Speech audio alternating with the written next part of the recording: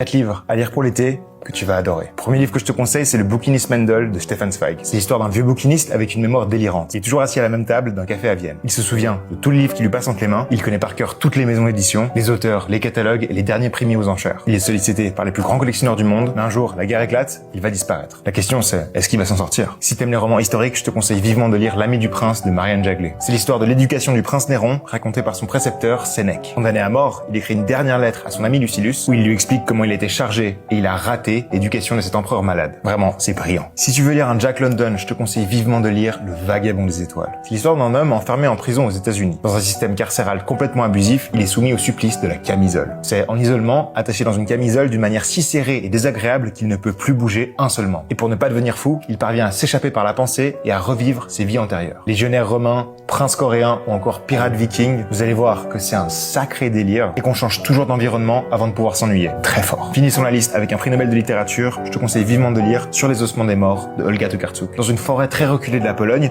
des chasseurs meurent un à un. Et près des corps mutilés, on retrouve des empreintes d'animaux. Est-ce que c'est un rêve? Ou est-ce que les animaux se rebellent? On suit l'histoire avec Janina Dusheko, une ingénieure à la retraite qui voit ça comme le juste châtiment d'une population ingrate. Très fort.